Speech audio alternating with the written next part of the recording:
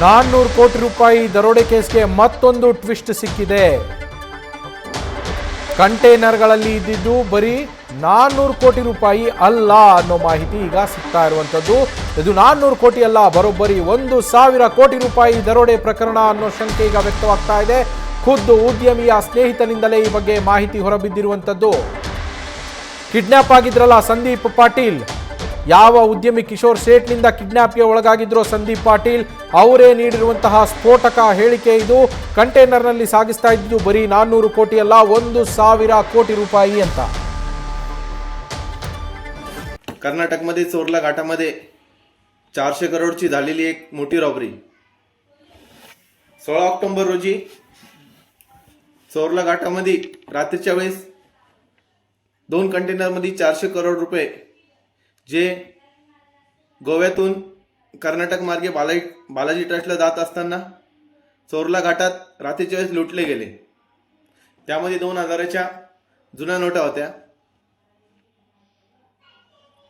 ते ज्या आरोपींनी लुटले त्या आरोपींनी लुटल्यानंतर त्या आरोपी त्या नोटांचा मूळ मालक म्हणजे ठाण्यातील एक मोठा बिल्डर किशोर सावळा, ते 400 करोड रुपये त्यांचे होते.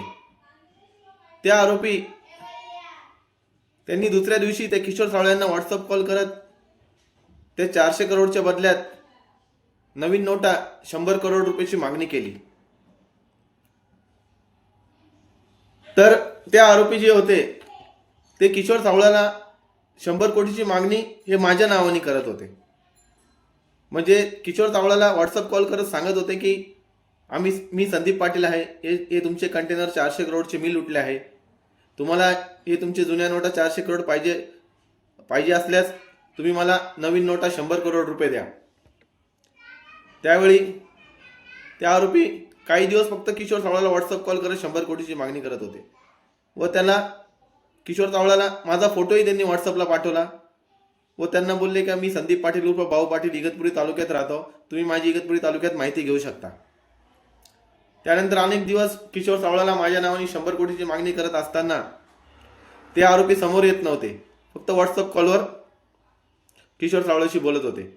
ಇದು ಸಂದೀಪ್ ಪಾಟೀಲ್ ನೀಡಿರುವಂತಹ ಹೇಳಿಕೆ. ಕಿಶೋರ್ ಸಾವಳ ಇವರ ಸ್ನೇಹಿತರು ಕೂಡ ಅವರು.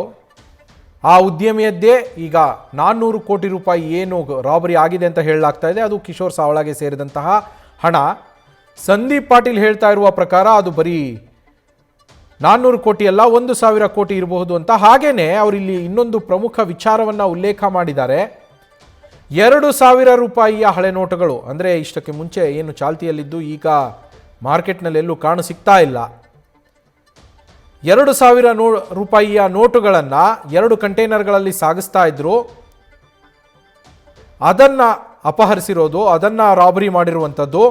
ಆ ನೋಟುಗಳ ಬದಲಾಗಿ ಈಗ ಚಾಲ್ತಿಯಲ್ಲಿರುವ ಡಿನಾಮಿನೇಷನ್ನ ನೋಟುಗಳು 500 ರೂಪಾಯಿ, 100 ರೂಪಾಯಿ, 200 ರೂಪಾಯಿಯ ಏನು ನೋಟುಗಳು ಡಿನಾಮಿನೇಷನ್ ಇವಾಗ ಚಾಲ್ತಿಯಲ್ಲಿದೆ, ಆ ನೋಟುಗಳಲ್ಲಿ ನಮಗೆ 100 ರೂಪಾಯಿಯನ್ನು ಕೊಟ್ಟರೆ ನಿಮ್ಮ ಈ ಹಣವನ್ನು ನಾವೇನು ದರೋಡೆ ಮಾಡಿದ್ದೀವಿ ಆ ಹಣವನ್ನು ವಾಪಸ್ಸು ಕೊಡ್ತೀವಿ ಅಂತೇಳಿ ಕಿಶೋರ್ ಸಾವಳಗೆ ವಾಟ್ಸ್ಆ್ಯಪ್ ಮೂಲಕ ಕರೆಯನ್ನು ಕೂಡ ಮಾಡಿದ್ರಂತೆ ಈ ದರೋಡೆಕೋರರು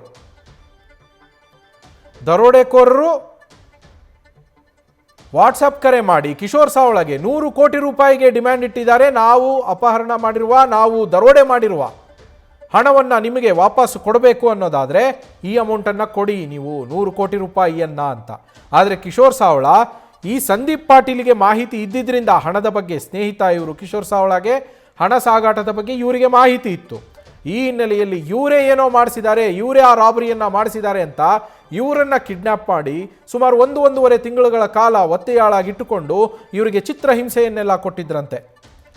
ಇವರು ಅಲ್ಲಿಂದ ತಪ್ಪಿಸಿಕೊಂಡು ಬಂದ ನಂತರ ಹೋಗಿ ಪೊಲೀಸರಿಗೆ, ನಾಶಿಕ್ ಪೊಲೀಸರಿಗೆ ಇವರೊಂದು ಕಂಪ್ಲೇಂಟನ್ನು ಕೊಡ್ತಾರೆ. ಈ ರೀತಿ ಆಗಿದೆ, ನನ್ನನ್ನು ಒತ್ತೆಯಾಳಾಗಿರಿಸಿಕೊಂಡು ಚಿತ್ರಹಿಂಸೆಯನ್ನು ಕೊಟ್ಟಿದ್ದಾರೆ ಅಂತ ಸಂದೀಪ್ ಪಾಟೀಲ್ ಕಂಪ್ಲೇಂಟನ್ನು ಕೊಟ್ಟಿದ್ದಾರೆ. ಆ ಕಂಪ್ಲೇಂಟಿಗೆ ಸಂಬಂಧಪಟ್ಟಂತೆ ಈಗ 4 ಅರೆಸ್ಟ್ ಮಾಡಿರೋದು.